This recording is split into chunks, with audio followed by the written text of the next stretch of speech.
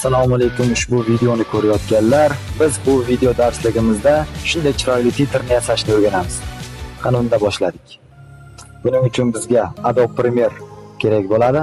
Adobe Premere dasturiga video yuklaymiz, option.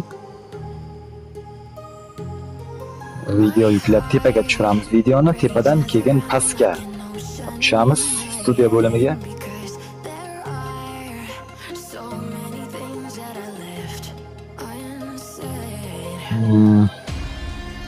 Tayyor, bu yerga Ctrl T ni bossangiz titr chiqadi, titr yozamiz.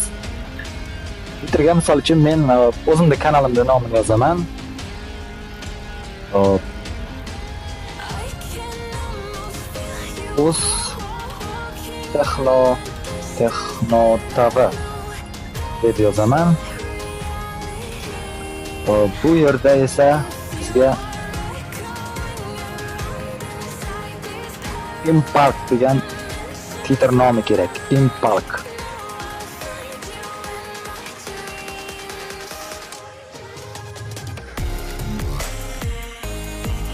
Endi titrda ekranga to'g'rilaymiz.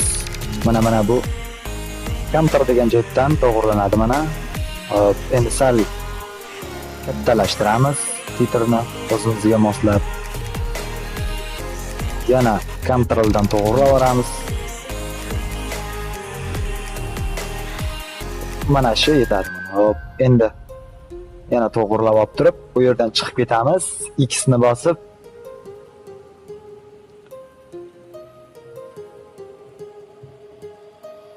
hop, endi titrni olamizda videoni ustiga tashlaymiz.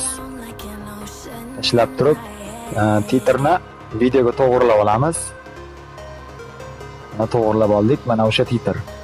Endi bu titrni videoga haligi ko'rinishga keltirish uchun bizga effekt kerak bo'ladi. Adobe Premiere hamma dasturida bor bu narsa. Adobe CC danmi, Q6 dan hammasida bor. Buning uchun bizga video effekt kerak bo'ladi. Video effekt. Video effektdan Qilish degan papkani qidiramiz. Mana Qilishidan shu premere degan nimani effektni videoni ustiga yuklaymiz. Premere degan effektni videoni ustiga yuklab, name deganda video 2 qilamiz. Mana bizning titrimiz tayyor bo'ldi mana. Mana shunday chiroyli titr.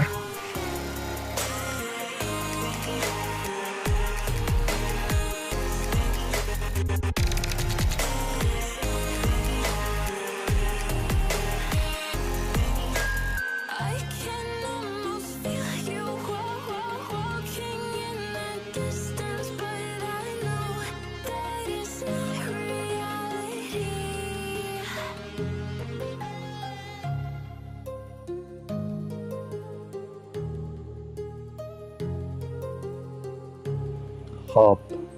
Endi buni tayyorlab chiqarsak ham bo'ladi. Renderga tashlab, Ctrl M ni bosib renderga tashlaymiz.